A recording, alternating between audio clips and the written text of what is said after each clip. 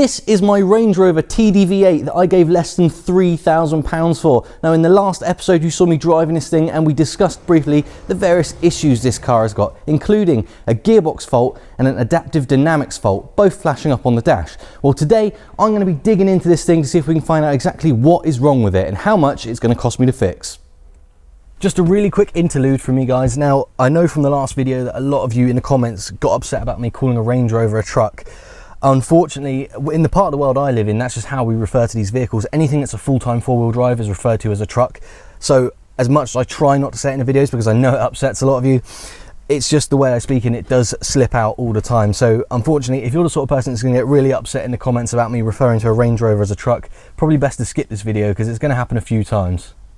Okay, so since the last time you saw this truck, it has actually been off to the specialist. I mentioned in the last video I'm going to send it away to be properly diagnosed. I've done that, and here is what they have come back with. The gearbox fault, they are suspecting that this is actually a shifter fault rather than a gearbox fault itself. So, the automatic shifter that's in the middle here, what we're trying to do at the moment is source a known good unit to swap that out and see if that fixes the gearbox fault. The adaptive dynamics fault, now that's a little bit more tricky. They didn't have an exact answer for that, so the company that run their software, their diagnostic software, they've had all the reports that this company have sent them, and what they have said is it's most likely a broken wire somewhere in the system. Now that sounds like a nice easy fix, but finding a broken wire in this absolute unit here is going to be pretty difficult. They think it's most likely somewhere in the center console. So one of my jobs today is to strip that console down and have a look at all the wiring, see if I can see anything. If I can't, it's going to have to go back to the specialist for some continuity testing on the loom to see if they can ascertain which wire it is that's broken. So that's going to be the main job. I'm going to crack on with that straight away. We're going to strip all this down and see if we can find anything. If I can, of course, I'll show you exactly what it is. Okay, so the first thing I'm going to tackle is taking this center console out, which means a lot of stripping down, a lot of screws to remove. So I'm going to time lapse this while I just remove everything from the middle.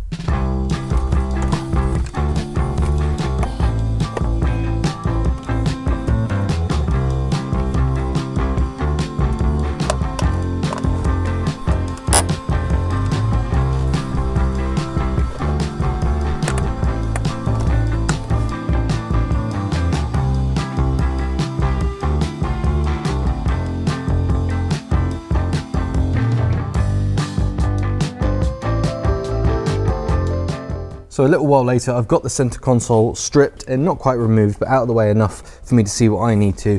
So what I was trying to access was all these looms here, just so I could have a look at all the wiring in detail to see if I can find this mystery brake, if it is going to be a brake. So I won't show that on camera because that's going to be what I suspect hours and hours of picking through these looms, just seeing if I can find any dodgy bits or clear brakes. So I'm going to do that now. If I find anything, I'll come back and let you know.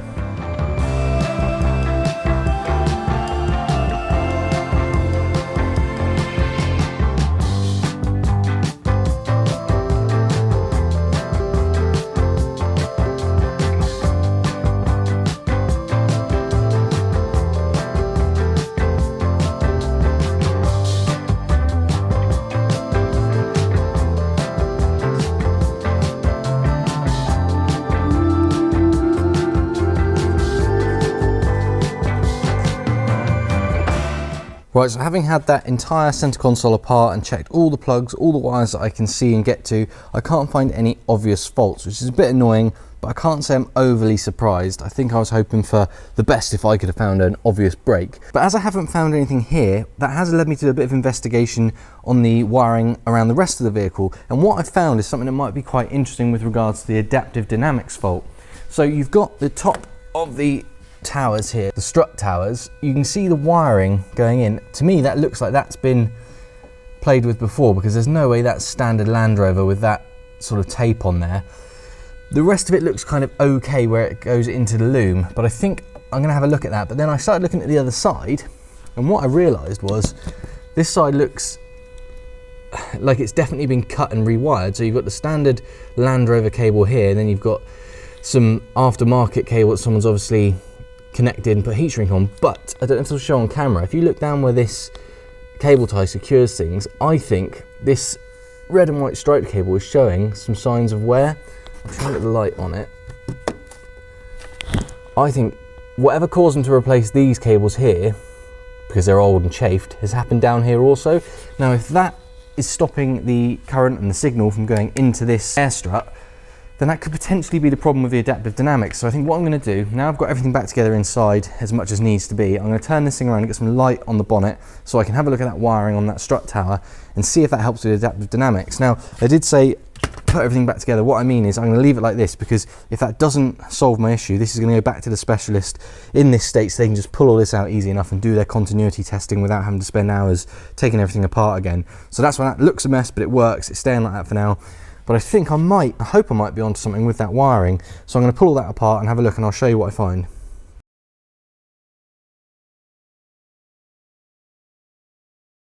Okay, so this is much better, loads more light on the job. What I intend to do is take off this top cap, I'll cut that zip tie out of the way, and I will just strip this back until I can see what's going on with this horrible looking wiring. I think what I'll do is get it exposed, figure it out myself, then I'll show you what I discover.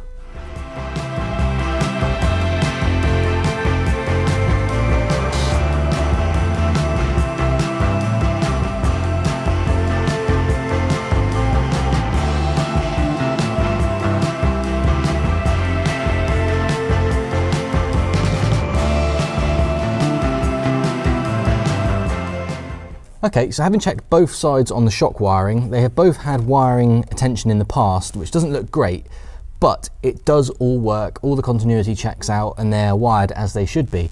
Obviously I will tidy them up because I want them to look a little bit better than they did, but the point is they were functioning correctly, so that isn't likely the adaptive dynamics fault that I had.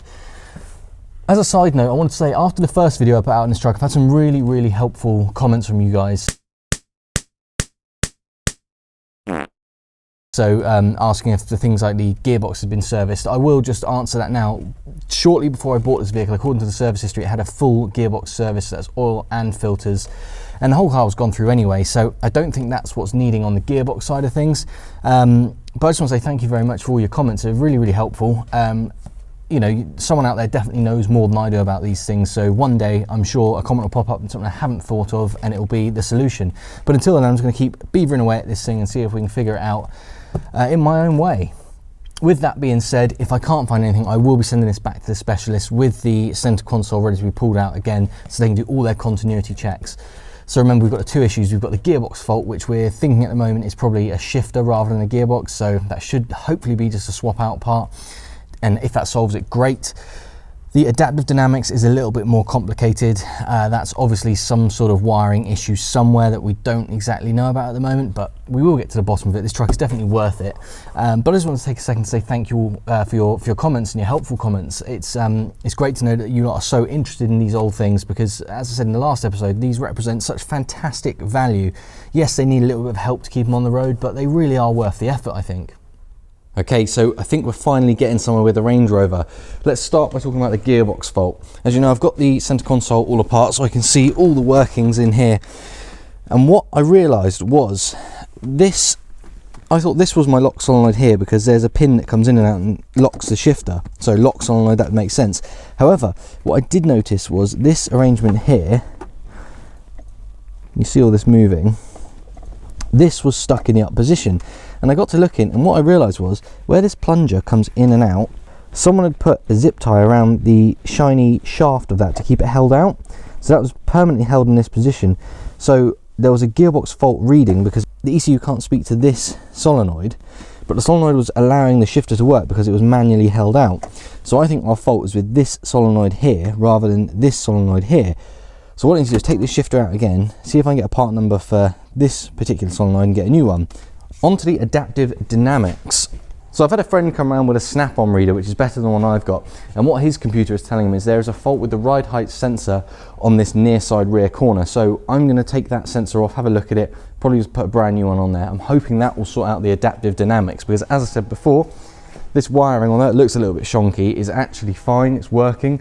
So that's going to get rewrapped and tidied up, but I'm not worried about that anymore. I think that ride height sensor might be the solution. And finally, the airbag light. If you recall, there was an airbag light on this truck. It was intermittent and now it seems to be permanent. Well, having done a bit of research online, apparently that can only really be a crash sensor issue. And I do have a crash sensor code on this truck, but I'm told there are two, one behind each headlight.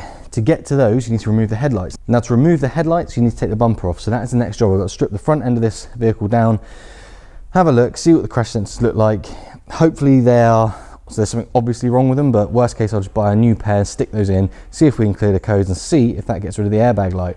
Okay, so one way and another, it seems that we might have a way forward with the various faults on this Range Rover. The first thing I'm going to do now is take the front end apart, take the bumper off. We'll have a look and see what I can find there.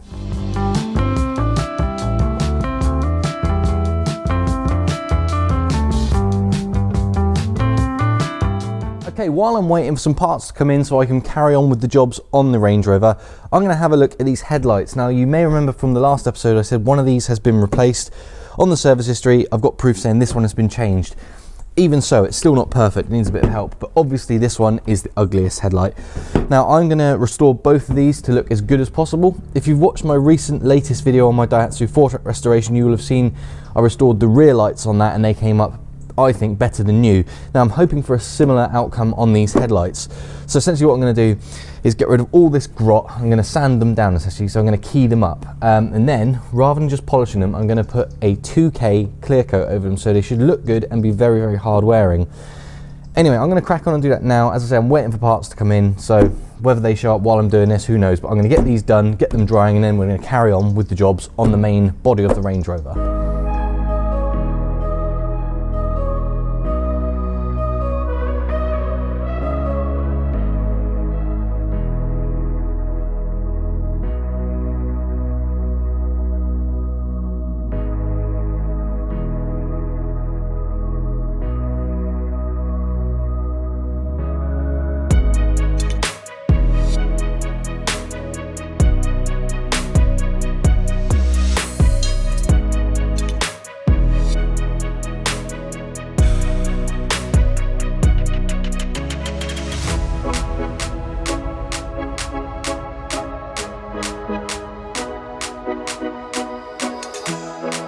Okay then, so the ride height sensor has now arrived. I'm going to get the old one off, stick the new one on, and we'll see where we are after that.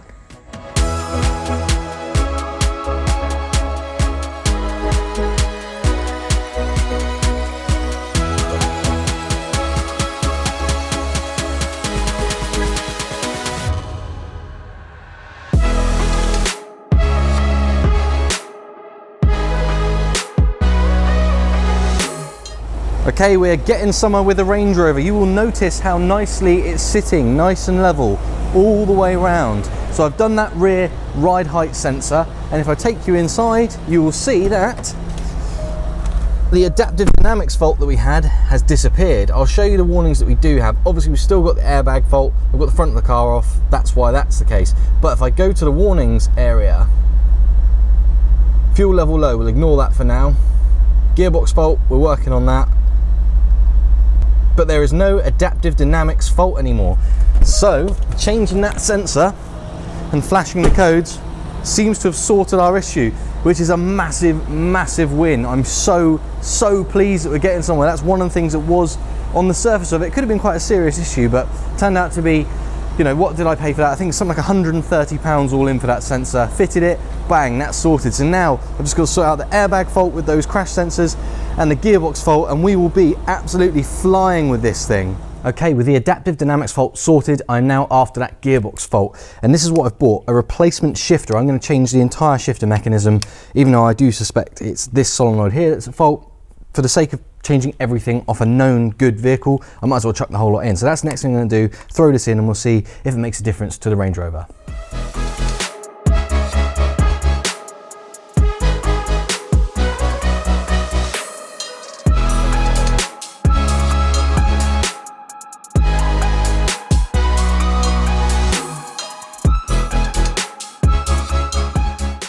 Right, moment of truth. I've fitted the new shifter, I've cleared the relevant codes, so I'm going to start the truck now and we'll see if we've got any errors.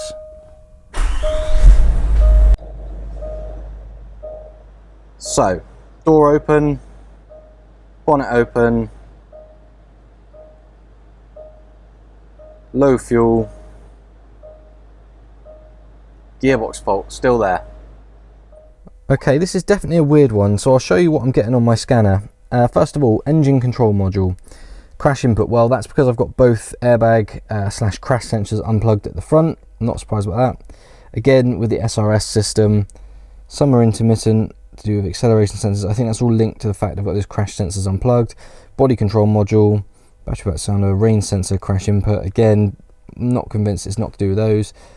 Driver's door, wing mirror, heater output. Okay, well, that's not important at the moment, but what you will notice is there are no codes to do with transmission. So the transfer case module is all good, and any transmission codes that were in here have been cleared. So what is strange is the vehicle itself, now I've restarted it, so we've got the warnings of front door, bonnet, fuel level low, and that's it. At the moment it's not showing any gearbox faults. But if I start the vehicle, it immediately flags up a gearbox fault. So what I need to figure out is why that gearbox fault only shows up when the vehicle is running. It's a really, really odd one.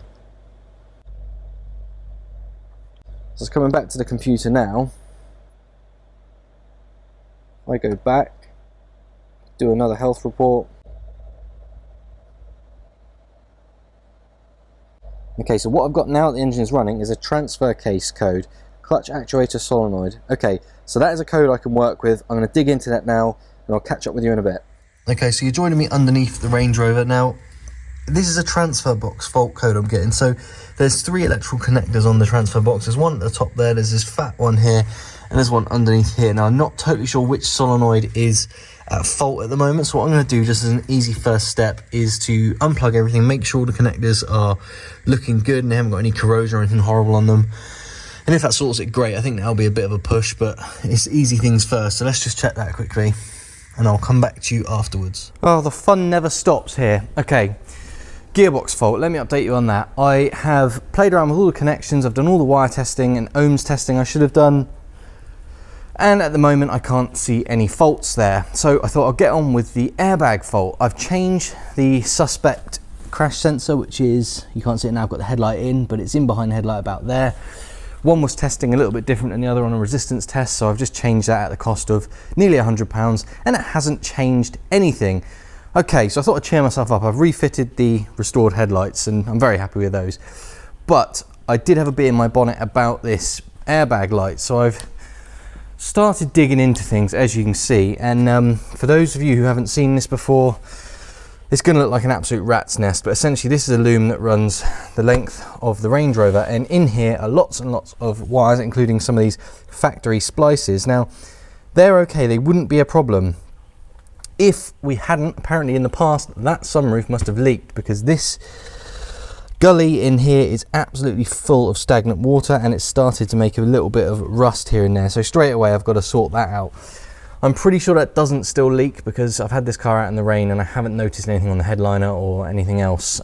So I'll need to sort out this stagnant water, but that's not really what I want to show you. What I want to show you is these series of factory splices. They've been sitting in this absolute swamp. So that means things can get corroded, and apparently there are wires in here that do relate to the airbag system. So I need to check through all of these. Well, I thought I'd start by checking these factory wrapped splices, because that's obviously the obvious thing to check first. Now, this looks like a bunch of earths that have been put together. Look how bad and how grotty that is. But straight away, as soon as I start unpicking this thing, I've got this splice box here, and immediately one of them has popped out. You probably can't see it on this video, but the corrosion is evident straight away. So what I actually need to do is look at all of these factory splice blocks, pull them all apart, clean them up, resolder them, rewrap them, and protect them before getting rid of those water. So I won't film that because that's going to be a really, really long, drawn out process. Something I obviously need to do because this is a horror story that I didn't know about until just now, but I can't in all good conscience leave that. Even if there wasn't issues, I couldn't leave that in the car. So yes, I'll sort the issues first, I'll get rid of the water, I'll make it all good, I'll treat that corrosion and make sure everything is right. But this is the joys of working on A, older vehicles, B, older electronic vehicles, and C, dare I say, Range Rovers. But you know, that's what I put myself up for, so I will sort the issue. Okay, here's the first update, and apologies for the quality of the audio. I haven't got my microphone on. I just wanted to show you this really quickly because if you don't laugh, you'll cry. So the very first splice I found that was broken I showed you before. I fixed that one first, so let's put those together. Just flick the ignition on quickly, and it's already sorted the airbag fault, but look at the amount of other faults that have now come up. Oh, let's run through them just quickly.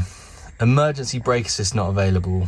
Fuel level, forget that one. Engine systems fault, that's a big one. Stability control not available. So whereas I fixed the airbag fault, I have upset this Range Rover in a massive way. I'm not really surprised, to be honest. Obviously I was gonna break a few eggs trying to work through this, but I'm not too stressed at the moment because I've only just done one of these splices. I've got probably another 20 to go. So I'm gonna get through, sort those, but isn't it funny, like you win one tiny battle getting that airbag light off, and then you get so many more faults. It's just absolutely unbelievable. Anyway, there we are. That's life in the fast lane. Okay, so I've caught up with myself on this loom. As you can see, I've done several repairs, all to the factory splices, which had just become corroded and were all looking pretty nasty. I've checked this thing for nicks and other damage. It seems to be fine, so it was just those splices that were at fault. Fixed all of those, and now we're running. I'll show you the error messages we've got, which thankfully is better than it was. So you'll notice straight away the airbag light is off. So we've got door, bonnet, fuel level, gearbox fault. We still have that. That was nothing to do with this loom. I'll be getting on with that shortly, but that's not a problem. Fortunately, there's no more error messages like we had before with the major engine warnings and stuff, which was to do with, again, this fat loom just causing problems. So now, as far as I can see, we are just chasing after that one more fix, which is the gearbox fault. Now, I've got a solution, I think, for that. I'll catch you up on that in a minute. I've just got to put all this together, jack the Range Rover back up in the air, and then I'll update you on what I'm going to do to try and sort that gearbox fault once and for all. Okay, one last thing I want to deal with as part of this episode is the wheel nuts. Now, this is a silly thing, but any Range Rover owner will know what I'm talking about. These are the standard 22mm wheel nuts, and over time, you can just see here, they sort of corrode inside. They've got a stainless cover and a nut inside, and they sort of corrode, and they blow out, they bust, which means the standard 22mm socket doesn't fit. And as you can see is evident here, over time people hammer sockets on to get them to work, and it's just not a great thing to have in your car. So what I've done is bought a new set of nuts here. Now obviously I've got locking wheel nuts on this car, but this set is for a car without locking wheel nuts. Obviously I'm going to use only 16 of these because I do have the locking wheel nut set, but as you can see, these are much better, and more importantly, a 22mm socket goes on there, no problem at all. So silly little thing, but definitely something that needs to be done to make this as good as possible. So I'm going to chuck these wheel nuts on now.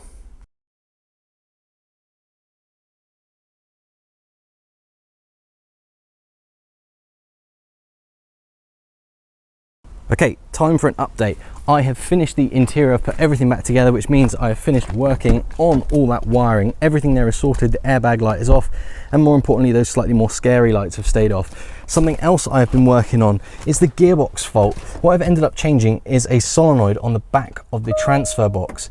Now what this means is, when you put the ignition on, there is no warning messages. If I shut the door, I can show you. So we have a starting procedure notification, that's fine, but there is nothing else showing on the Range Rover, which is really good news. Also, when you plug my scanner in, absolutely no codes, current or pending, can be found. So that all seems like really good news. The problems start when you start the engine, because as soon as you start this car, you'll notice the gearbox fault reappears. In addition to that, the terrain control module, if I try and use that while the engine is running, I get this message: terrain response, special programs not available.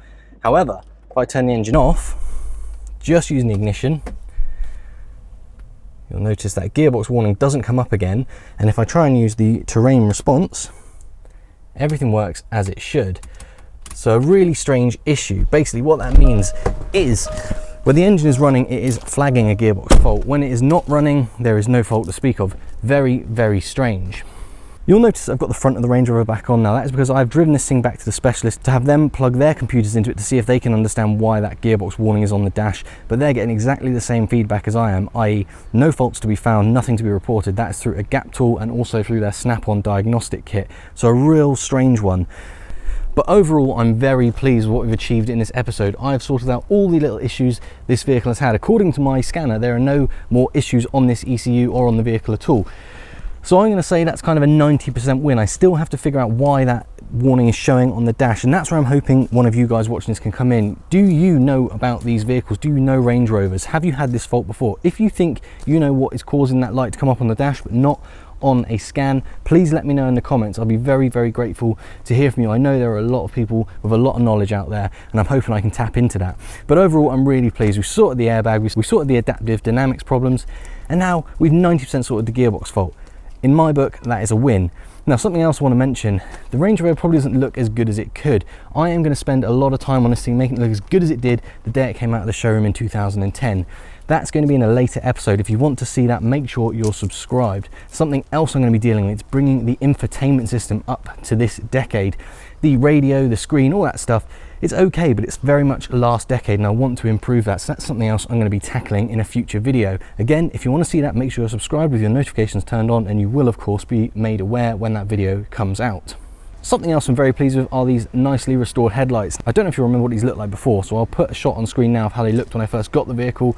I think they look basically brand new now, and I'm absolutely over the moon with them. Something else I want to mention, I did go through and check the sunroof drains were clear after I did that little repair on the wiring gully, just to make sure that it wasn't going to happen again. They were all clear. I think the rust and the little stagnant water that was in there was from a previous leak that has since been sorted. Anyway, as always, thank you ever so much for watching, and I will catch you on the next one. Cheers.